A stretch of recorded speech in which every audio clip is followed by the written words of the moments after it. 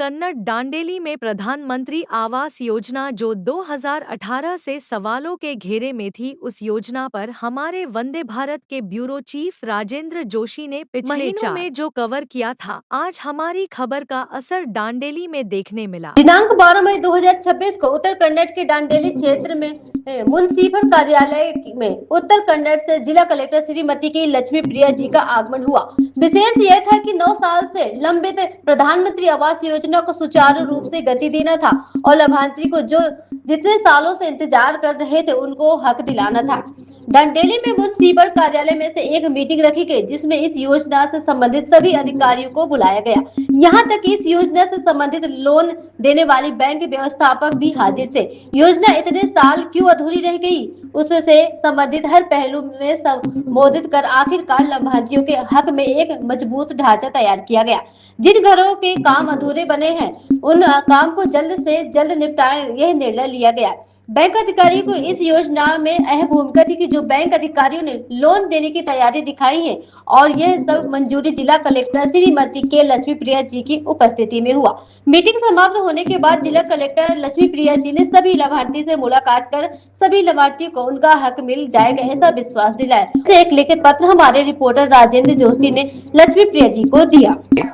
Dandeli municipal corporation के बाहर खड़ा हूँ और आप मेरे पीछे देख सकते हो, यहाँ पर समग्र समिति जो यहाँ के प्रधानमंत्री आवास योजना के लिए पिछले 9 सालों से इन गरीब लोगों के लिए जो संघर्ष कर रही है, आज वो संघर्ष की सफलता हमें दिखाई दे रही है।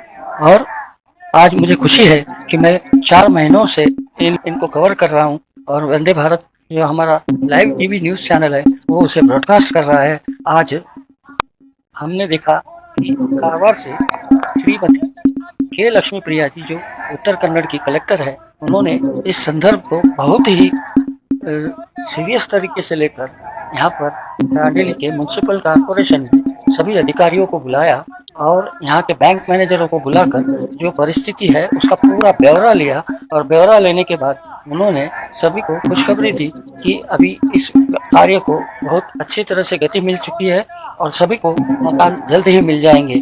नमस्कार।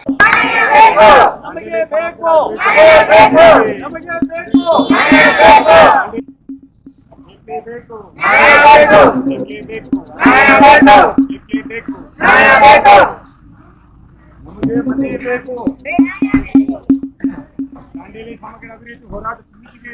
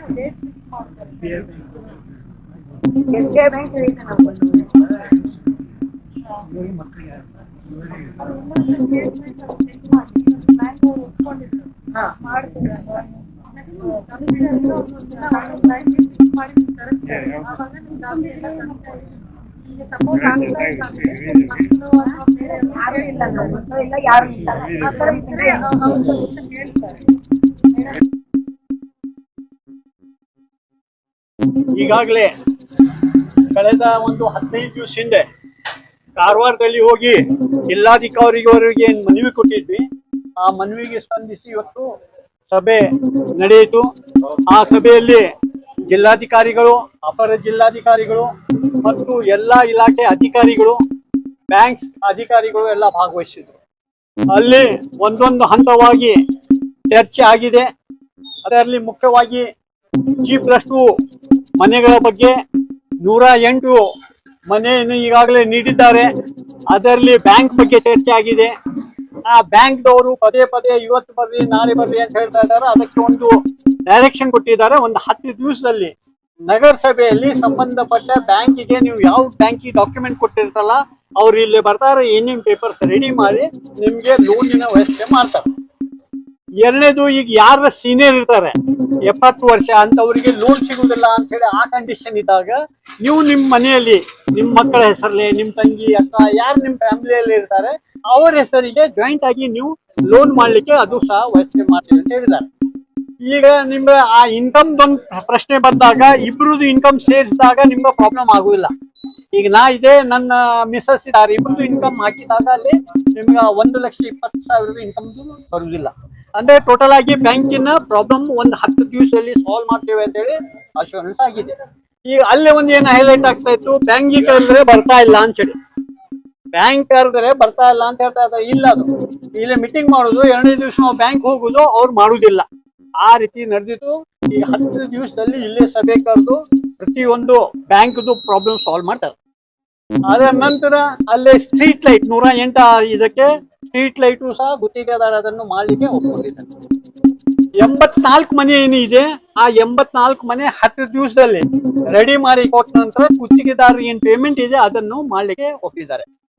ಇದು ಸಹ 84 ಮನೆಯಲ್ಲಿ ಯಾರು ಇದ್ದಾರೆ ಫಲಾನುಭವಿಗಳು ಅವರು ಸಹ ತಮ್ಮ ಬ್ಯಾಂಕಿನ ಸಂಬಂಧಪಟ್ಟ ದಾಖಲೆಗಳಿಲ್ಲದ ಕೊಟ್ಟು ಆ ಲೋನ್ ಬಗ್ಗೆ ಸಹ ವ್ಯವಸ್ಥೆ ಮಾಡಬೇಕು.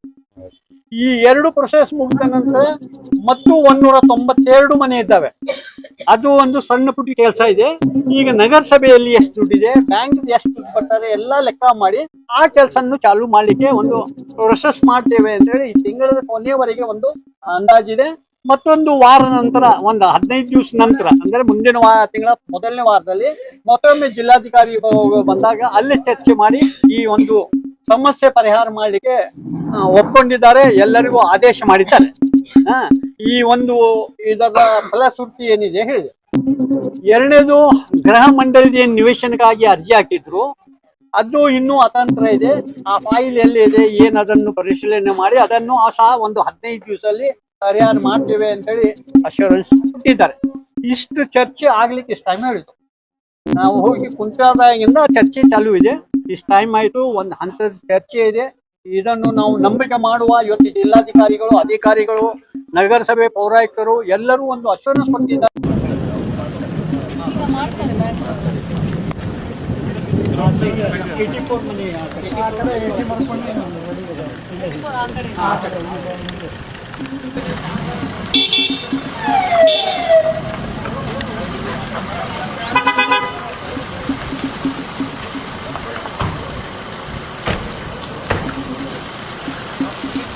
आगे पीछे करना है, आगे पीछे कर, आगे पीछे